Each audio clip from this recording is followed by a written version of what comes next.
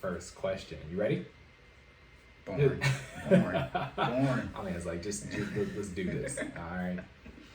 So first question, what does budgeting with a purpose look like? Or overall wealth conscious look like? For those of you paying attention, isn't this the same question I just asked Jordan? Yeah, look at that synergy. Oh, no, yeah, I set it up that way. All right, yeah, so wealth conscious. So as we say, right, it's not, I don't know what to say for fitness, but for finances, you're not cheap or frugal, you're Wealth conscious, right? So that's what it looks like, not being cheap or frugal. But you're just, everything I've always said, you're on a budget. As Jordan was saying about the smarter goals, and I was saying with expectations, you have to start defining things. I was having a conversation yesterday with one of my clients. She's probably gonna be mad I called her a client, but I'm working on the attorney-client privilege, but because she doesn't care. But as I was working with, as you and your wife as well, the transition into essentially building wealth, and I'll save this for the generational wealth part because I have a whole spiel on it for there. But defining your goals. So it's like, how do I start investing, Cory? There's one thing you can invest in, too. Excuse me. You can invest in yourself, or you can invest into a business. And I'm using business as vague as I can get with business, right? Because stocks, equities, stock market, those are all businesses. You can invest in commodities, right? But I mean, stock market, you're trying to invest in businesses. Real estate, I mean, I consider that a bit. That's a business. I mean, that's a business. Real estate is a whole business in and of itself. I guess you consider crypto not businesses, but that just showed up in the last 10 years, so my bad. And then that's it. I mean, if you want to make money outside of your 9 to 5, but even if you invest in yourself, you are a business. So you can only invest in a business. But I'm saying that to say, define your goals. So, and define, as I said, define things. And you can not like how we define things on here, but at least define them for yourself. I say there are 4 things you can spend money on, 4 major categories. And someone would be very hard pressed to prove me wrong on these 4 categories. But it's necessities, debt, investments, or lifestyle. That there are no other categories that you can spend money on. Bring it back. Necessities. 4 categories that you can spend money on. Major categories. Necessities. Gotcha. Debt, investments, and lifestyle. Okay. There's nothing else, because investments, in short, would what you would do for business stuff, right? And then if it's not a need, then it's a want, and wants, the lifestyle and wants are the same thing. That would be your lifestyle inflation. There's nothing else. I mean, I'm saying that because people when I say define things, a lot of people probably are going to be like, what do you mean investment? Like, there are 4 things. So when you have your income, you're going to you should spend it on your financial house or the necessities. Mm-hmm. Then if you have debt, and I said those in order: necessities, debt, payments, investments, lifestyle. You would pay debt if you have that, because you need to pay your debt. They start taking stuff when you don't pay your debt. Okay, and it makes it very hard. Now you have to pay me money, and I have to help you. I'm joking. You have to pay me money. But so then you have debt, and then after that, you're either going to spend money to help increase your net worth, which is investments. You're going to invest in something, right? Or you're going to spend it on something that is not a need or debt, and it's not an investment, which means it has to be a want, right? Because if you're spending on something that's a want and it makes you money, that's an investment. Like, you lucked out. Right? You lucked out. People who lease a car for their business, like, I want this car, but I'm gonna use it to write. You got 2 for 1, so technically it's an investment, right? And you're leveraging the fact that you can write that off on your taxes. But you got to start defining things. What does wealth conscious look like? As I always recommend, first thing, building the team. You got to build a team. You got to build a team, right? The second thing, mental makeup. You got to understand who you are, right, and how you actually manage your finances. You want to get yourself into a position where you're budgeting. You're not wealth conscious if you're not budgeting, right? You're not wealth conscious if you don't know how to track your transactions. That's the first thing you need to, first 2 things you need to do, because that is usually gonna, as I said, it's not gonna answer, but because you might not like the answer, but it's gonna give you the answer to usually all of your finance questions. Again, even from a business standpoint, I mean, you make a certain amount of money. You have some revenue coming in, right? Your P&L, right? And you have something coming out, your losses, your outgo. And you got some money left over. You're gonna use that for marketing, right? Research and development, all these different types of things. I mean, it's the same way with your personal finances. It's no different. It's just different from, tax standpoint and all different things you can buy. But you have to define how you want to set up your finances, right? Second thing, as I said, define how you want to handle debt and handle it that way. See, all my stuff links up, right? Remember necessities, right? Budgeting, tracking transactions. First thing you budget for, right, is your financial house. Then you get into your debt. Like either that's a define again. I didn't even know I said define. I'm back to the word defining. Define how you want to handle debt, and a lot of you don't want to define how you want to handle debt because you don't want to pay off your debt, so you still have the excuse that you're not succeeding financially. Well, I got all that student loan debt. See, a lot. I'll get into this with the generational wealth, but a lot of you aren't. Maybe not. You have not been prepared, right? Because you grew up financially literate, right? Welcome to America. But when you are faced with a decision where, hey, you got a worst case scenario, you're supposed to retire with $10 million in a paid for home. A lot of you, because once you pay off your debt, you'll be in that position, and then what's the excuse? What's the excuse? I don't know. That will Law and Order. We need to get Liv. We need to get Olivia Benson and that type of figure it out. Yeah, Ice-T to help you figure it out. But a lot of you don't want to be in that position where like, oh, what do you mean? I actually have to pay for stuff myself. A lot of you aren't. I deal with it a lot. I see people's like, you have to pay for this. Be an adult, right? You put all this time in to get your education and to work and make all this money to pay for things, because things cost money. I don't mean to laugh, but it's just like, it'd be hilarious to me because I don't understand why you're putting all this work and then you don't want to spend the money, but then you're not even investing. It's different than like for people who want to just invest. Okay, cool, but it's when you don't got no investments, ain't got no money saved, ain't got all this debt, and you're struggling. It's like, well, why do you put all this work in then? If you're gonna struggle on 60K issues, not 150K issues. They way worse. Way worse. Don't want to put in the work, or put in the work and don't want to spend the money. Bruh. Get it together, y'all. Yeah, so that's what you do there. A lot of people, when they're faced with that, it's like, oh, I actually have, because that's the thing, people want to invest. It's like, are you ready for the pressure? Because that's the thing, we can run your ROI out, 20, 30, 40 years on when you start investing X amount of dollars. They're calculus. See, 40, 50 years ago, I wouldn't want to do this compound interest math. But now we've got the internet, so it's literally, it's a nice little software. I put in, 4 or 5 digits, and I can tell you how much money you should have in the next 40 years. Like, it's real. Jordan's laughing because I did it. Like, he did. You see, and I looked at him and said, this is how much money I'm supposed to have. Worst case. So that's on you if you don't hit it. So a lot of people aren't ready for that pressure. And then on top of that, living wealth conscious. So we'll get into the lifestyle for the last thing.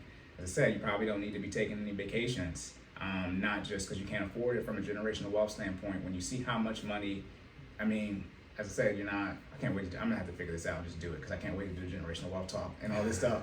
But you can't, I want to take these vacations. No, you can't. Literally double meaning, you can't afford to take the vacation. You don't have the money to actually pay for it overall, right? And then on top of that, when you look at a generational wealth standpoint, you're first generation, so you got to build a foundation. So you have to make the bigger sacrifices. Like, it's the ultimate long play for some of you. And I'm sorry that you're not coming from wealth. It's not my fault by definition. It's not. As I said, a lot of the financial literacy your parents and grandparents supposed to give you, I am. Sorry, I don't know what to say. But then, like I said, a lot of you want to make decisions your kids and grandkids get to make, and you just weren't afforded. There we go, double meaning in that position. And that's your parents and grandparents' fault. And then when I get to that Bible talk, y'all black people gonna be mad. And I say, Grandma, did you skip all the Proverbs? Clearly. We'll just leave it this way. The ball was dropped and here we are. So you're welcome. Thank God the internet exists, right? Yeah, that's the one thing with millennials, our generation, all the previous generations, you can make the excuse where they didn't have access to the information. Our generation, that excuse is permanently ended unless we get rid of the internet, which will be a terrible day. We'll be unemployed. No internet. No, God! No, God, please, no! No! No! No! That's got. All right, if you don't know, that's got to be our favorite soundboard. Yo, my chest hurts. Is that funny? Is that funny? But yeah, our millennials, we and obviously, I don't know, I think it's Zennials, right? It's after us, but they haven't defined the generation after that yet. They haven't said, because I don't think Zennials, that's their name? Zennials is after us. I'm talking about the generation after the Zennials. So we're Generation Y, Right. So they're Generation Z, so Right. they call them Zennials. Okay, I never heard them. I knew Generation Z. I never heard them called Zennials. Yeah, they're called Zennials, and Cool. so that's like, well, the '90s babies. Some of them are trying so hard to still be millennials, Yeah. right? But the thing is, millennials end at 96. Yes. So, and then 97 people are like, wait. So, but obviously 2000, 2021, that's not the same generation. The generation is about 15 years or so. So they have, I don't know what the generation is, probably started around 2015, 16. They haven't said what that's called yet, but that generation they can't have any excuses. Gotcha. That's the generation they call them the iPad generation. That's them 2 years old with an iPad. Yeah. We fortunately and unfortunately, like I said, you guys don't have the excuse for not having access to information. Even people who are struggling, in poverty, the hood's on the internet. So they got internet. Like, it's getting discipline, consistency, choosing what to use.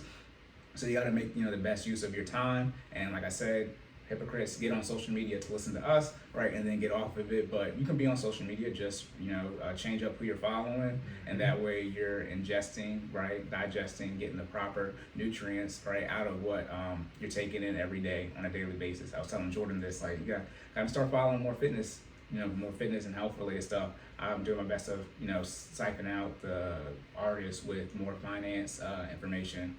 And also too, don't hold it back. I think a little baby said this, right? There's enough money for all of us, so I have no issue sharing other people's finance stuff. Obviously, they're all bigger than me, but there are multiple ways to get it out here. I'm not just do what I do, so I want people to be successful financially, and so gotta promote that. And it definitely does help you just open your eyes and ears up to other perspectives and other opinions within Right. your realm of expertise that you're following, right? So, Yeah. I definitely, I'm learning. No, yeah, I be looking at them like, bro, they all wrong. But I'm joking. I am joking. I am gleaning off of some of the stuff. I mean, some of the stuff, it'll be like, yeah, that's more of how I feel the teaching should be done. And some I do obviously from the very beginning. I don't care where you think you at. You got no budget, but I'm anti showing people who have bad credit how to get good credit and take out a loan. They're not good with debt, so they. When I see that stuff, I'm like, hey, all y'all credit is bad, so y'all can't use debt. So let me show you how to get credit so you can get debt that you don't know how to use. It's sort of like people who can't drive. Like we'll take their light. Nope. We don't put you in a faster car. Like, let me show you how to drive and then get you out this Prius that you kept wrecking and put you in a Mustang. People probably do drive faster cars, but you got a Camaro. But you start getting in these 250, 300 horsepower and torque cars on a front wheel drive. I can imagine a rear wheel. You need a new license. Mm-hmm. I think once you get over 500 combined torque and horsepower, you need to get a new license. It's too much power in the car. Because I have a Cory, but I have a 2-liter, which is technically a V6. Mm-hmm. So I got 250 horse and 270 torque. Yeah. And it's front wheel. No, It's different. nah. And that's not a lot. Their cars got double, triple what I had, Right. 4 times. And I'm like, no, you can, and I'm not gonna put my. People have ridden with me. You be grabbing on the OS handle, so I be whipping. I can say that. Everybody know you get the car with me. You better put that seatbelt on. Have you seen the one video? It's like when the person like sits up in the seat and he like locking and driving. And like they about to make this joint float. Nah. My friend sends that probably like once a year to me. hey, if we going somewhere far, I'm gonna get us there faster, and you gonna be like, dang, we already here. Yep. I'm driving the speed limit though. I probably drove over time. So Yeah. I mean, we got there. I'm still here. Yeah, I mean, that was an act though. That was in Betsy. Oh my goodness, yes, that was my Viola is my car today now. But yeah, that was Betsy. Yeah, TSX. But anyways, yeah, let me bring it back to the well conscious. Yeah, that's what you do. So define things. Understand that you have to pay for your necessities first. If you're not paying for your necessities first, that doesn't make sense. I call that financial house. You can go on my Instagram. I have a highlight there that defines the 6th thing in the financial house. But in short, if you are struggling to feed your kids, that's because your grocery bill is not first in your budget, and it should be first because that is the main thing. And anyone who wants to fight with me on food first, that's cool. You're struggling to eat. That doesn't make sense.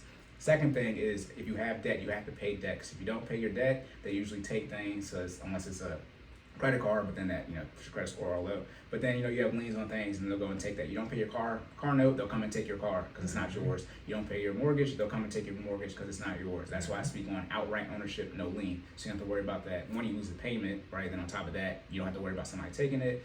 Obviously, this is America, taxes, but everyone always brings it up about the taxes. You always got to pay taxes in America on stuff. Obviously, when you get up there in money, there are ways to get around that, but y'all don't like that, so that's Pick a side. Yeah, Okay. people be like, man, I'm tired of paying these taxes. Okay, there's ways you don't have to pay them. Man, I want people to pay their taxes. Okay, it's the same person. All right, the third thing, investments, right? You got to invest. You got to spend your money so you can have wealth, right? And you can afford to go on vacations, which is fourth in the lifestyle. So yeah, that would be wealth conscious, defining things, understanding there are really only four main things that you can spend money on, and then prioritize how you want to spend that money. All right. Yeah, that's it. I mean, That was a good answer. yeah, I mean, You came out here. I mean, you I'm born ready.